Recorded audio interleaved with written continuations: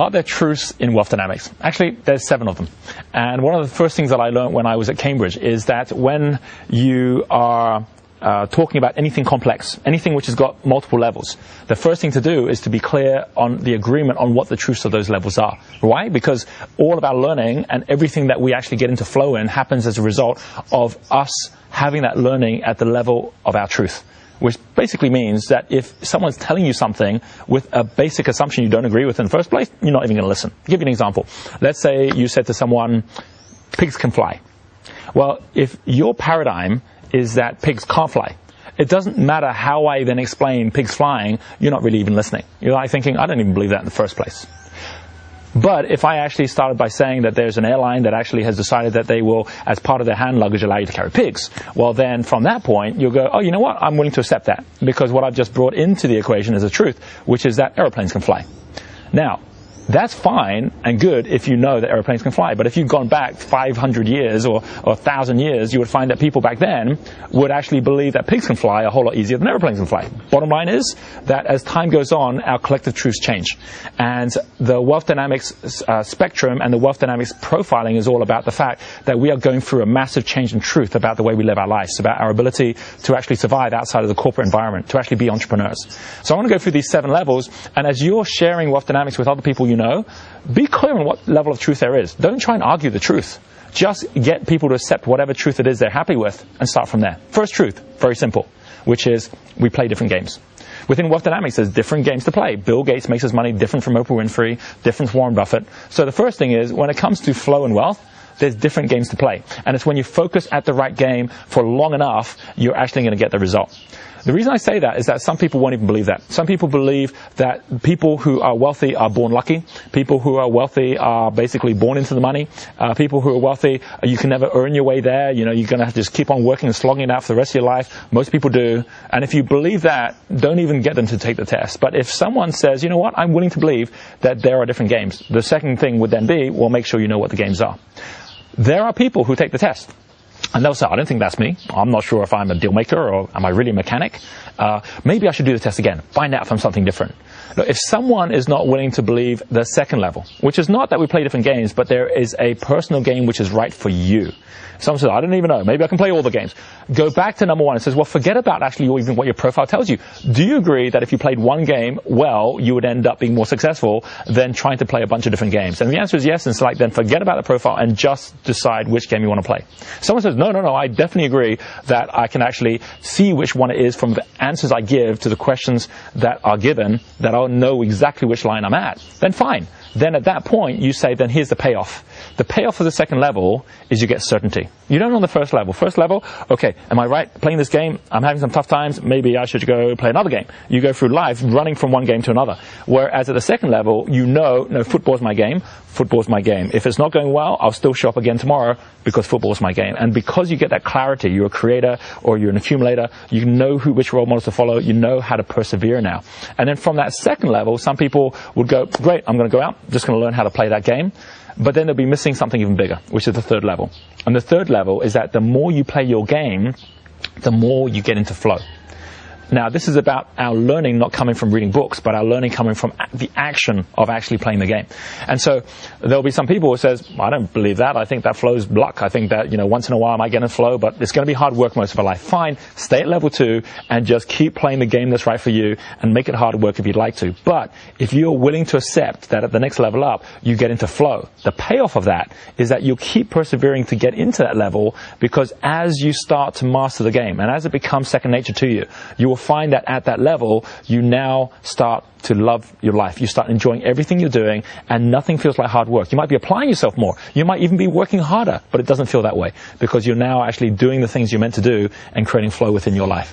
Some people are willing to go there and think, that's exactly what I want.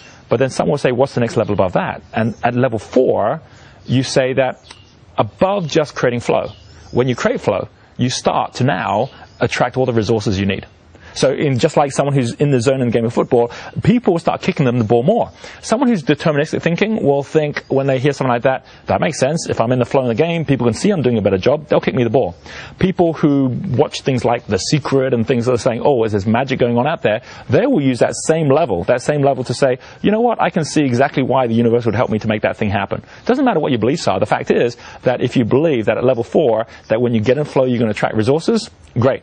Do it, and guess what? You start now spotting those resources when they get attracted. And most importantly, you now do the right things in the right step. At step 1, people might still say, I need the money before I can start a business. Whereas at step 4, people say, no, I need to get into flow in my game and start working with others who already have flow. I need to then basically take that flow, create my own flow, and eventually the money will come my way. And that's exactly how every great entrepreneur has done it. Level 4 is knowing resources come after flow, not before. And then after that, someone might say, what's the next level up? And level 5 is where we now say you don't just attract resources. At level 5, you now say you also attract your critical moments. Meaning that in a game of football, it's not the ball which is important when it comes to you.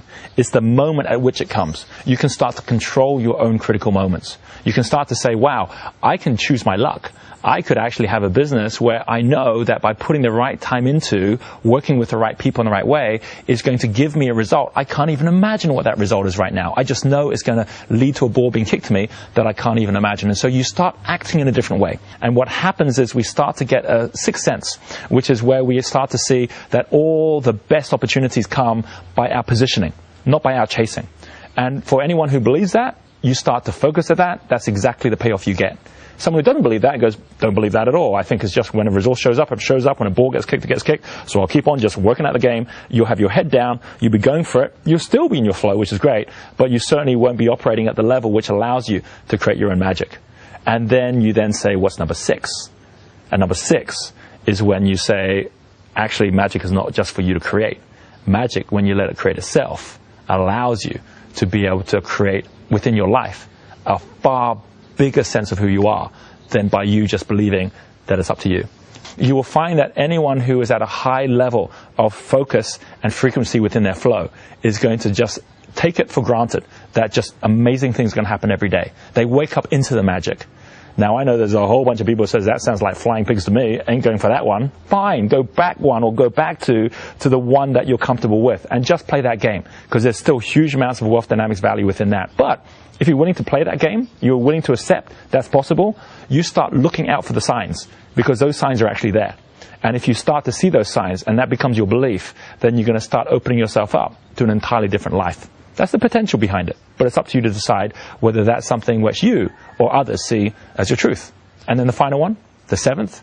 The seventh one is where we say, and when you actually start experiencing that magic externally, when you actually start getting into the level of flow where everything tunes into you, that's where out pops your fortune. Out pops the purpose of why you're even here on this planet. That happened to me. And if people look back and say, well, mathematically, could you have figured out that would have happened? I don't know. But I know that it was when I was totally in my flow that I had that opportunity, sitting there in a little cafe in Singapore, watching the world go by and realizing why I was here on this planet, what I was here for. That could not have happened without the flow that had taken place beforehand to actually even get me to that place. It was that moment in time where you say, this is why I'm here, this is why I'm doing what I'm doing, that we all have a fortune. Fortune is your wealth. Fortune is your destiny. Fortune is also your luck. And fortune itself, which comes from the Greek goddess Fortuna, is about the goddess of luck. It's about how when we open ourselves up to something far bigger, which only happens by stepping through these steps, through these truths, we ourselves can see that we're actually here on this world for a bigger reason as well. Might be a bit high to digest. Might say, I'm not willing to suggest that. I'm not going to go for that. I'm going to go and figure it out for myself down here. But the bottom line is, by knowing these 7, you can navigate yourself through life and know that every one of these truths is absolutely legitimate. And that within ourselves, we have the entire spectrum. And the friends we have and the friends around us also have that entire spectrum. So choose your level of truth.